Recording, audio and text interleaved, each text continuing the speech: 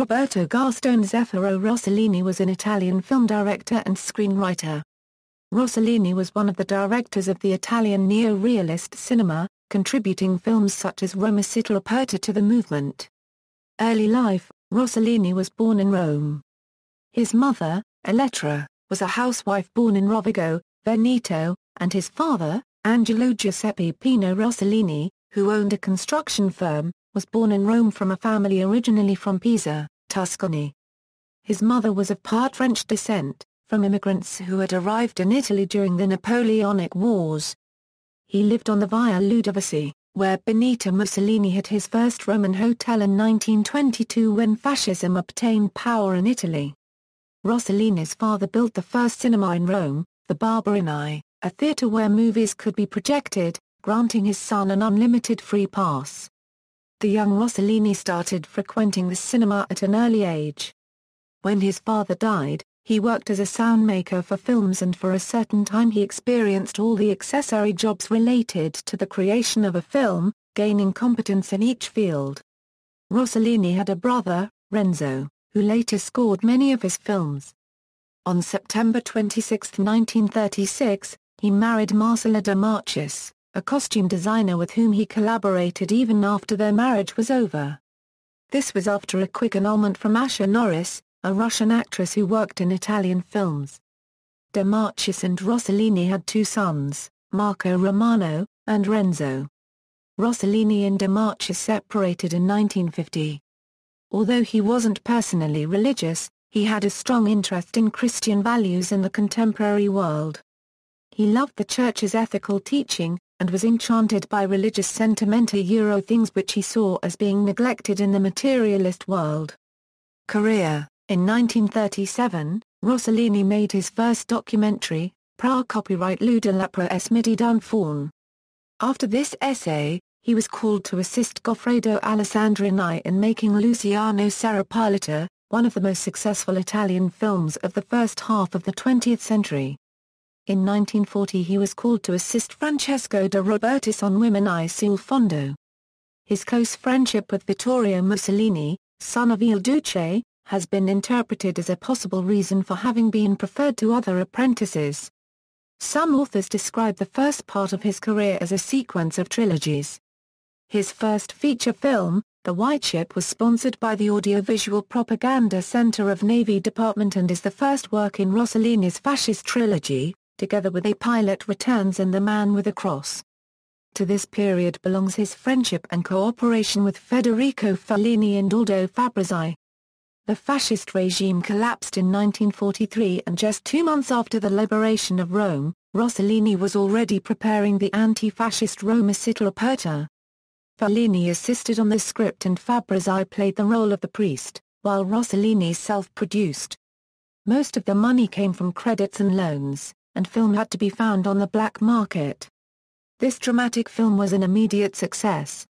Rossellini had started now his so-called neo-realistic trilogy, the second title of which was Pesa, produced with non-professional actors, and the third, Germany, Year Zero, sponsored by a French producer and filmed in Berlin's French sector.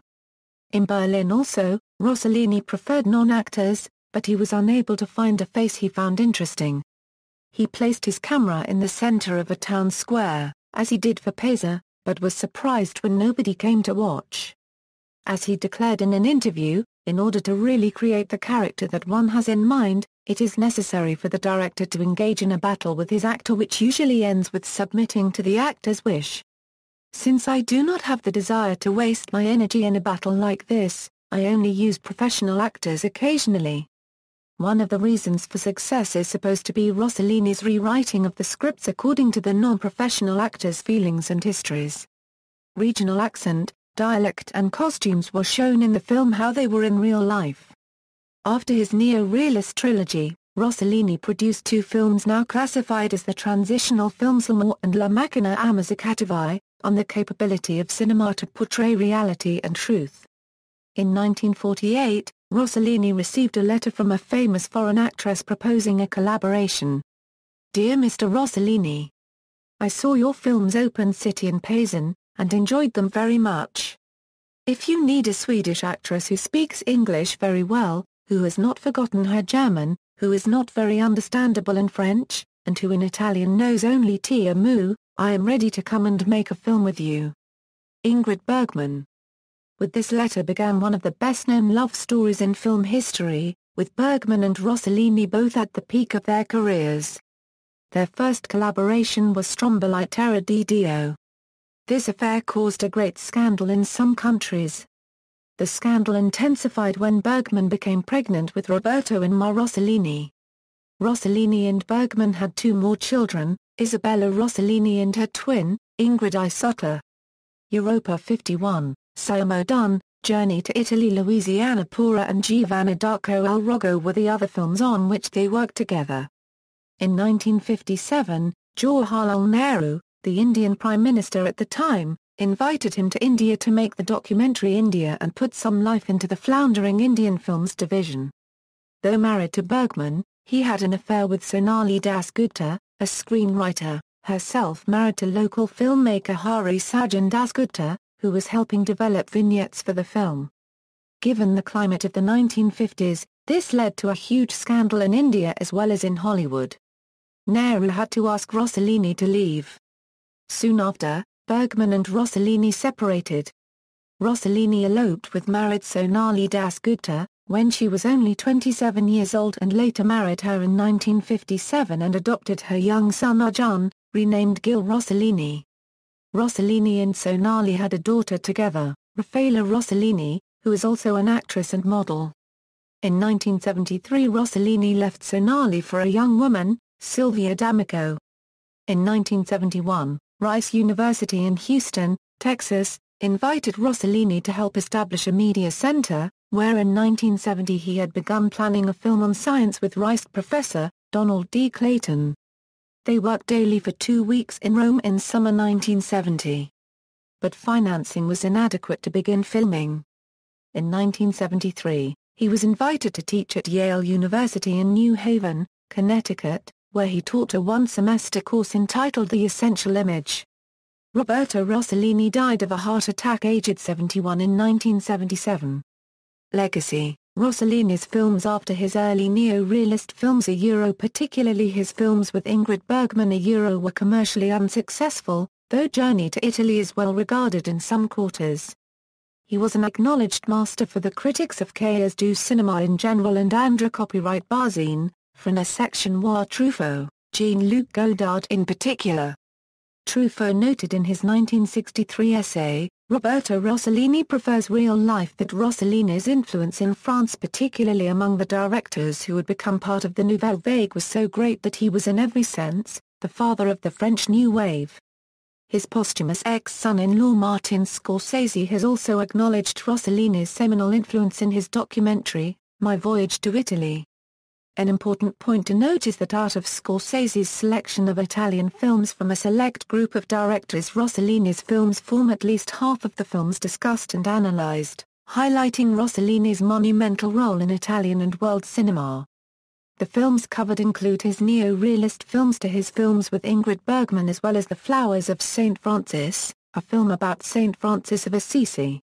Scorsese notes in his documentary that in contrast to directors who often become more restrained and more conservative stylistically as their careers advance, Rossellini became more and more unconventional and was constantly experimenting with new styles and technical challenges. Scorsese particularly highlights the series of biographies Rossellini made in the 60s of historical figures and, although he does not discuss it in detail, singles out La Prise de Pouvoir par Louis XIV for praise. Certain of Rossellini's film-related material and personal papers are contained in the Wesleyan University Cinema Archives, to which scholars and media experts from around the world may have full access. Rossellini's son Renzo is producing the audiovisual Encyclopedia of History by Roberto Rossellini, a multimedia support containing all of Rossellini's works, interviews, and other material from the Rossellini archive. The encyclopedia for now exists in prototype form. Filmography, Dauphin, Pra copyright Lou de Lapra copyright S. Midi Dunfawn, La Fossa degli Angeli, Luciano Serra, Pilot, La Vespa Teresa, Il Tacchino Prepotente, Fantasia Sottomarina, Il Russello di Rapacitile, The White Ship, A Pilot Returns, The Man with a Cross, Rome, Open City, Desiderio, Pisa, Lemore, Germany, Year Zero, Lonvassor, Stromboli di Dio, Francesco, Giulia di Dio, Les Separ Copyright Escapito, La Macchina Ammazzicativi, Europa 51, Siamo Done, Amori di Mezzosecolo, Dove la Libertà. Vigio in Italia, La Pora, Giovanna d'Arco al Rogo, India, Maitri Bumi, Il Generale della Rovere, Era Nota Roma, Viva l'Italia. Vanina Vanini, Uno Scudo dal Ponte, Anna Manera, Benito Mussolini, Aro.Gio Poggi. Le Carabineers, The Taking of Power by Louis XIV, da Gerusalemme Damasco, Rice University, Intervista a Salvador Allende, La Forza e la Ragione, Agostino di Pona, Concerto per Michelangelo, The World Population, Anno Uno, Il Mesha, B-Book, Centre d'Art de Culture Georges Pompidou. Television credits, L'Ondia Vista da Rossellini, Torino Neri Centeni, Lotta del Ferro, La Prise de Pouvoir par Louis XIV, Idea di un'Isola, Atti degli Apostoli, La Lotta dell'Uomo per la sua sopravvivenza, Socrates, Blaise Pascal, Lotta di Cosimo de' Medici, Cartesius, Concerto per Michelangelo. Notes. External links, Roberto Rossellini at the Internet Movie Database, Roberto Rossellini at the TCM Movie Database, NY Times, The Elusive Realism of Rossellini, an interview with Roberto Rossellini, Rossellini's India at Indian auteur, geographical coordinates and pictures of his grave.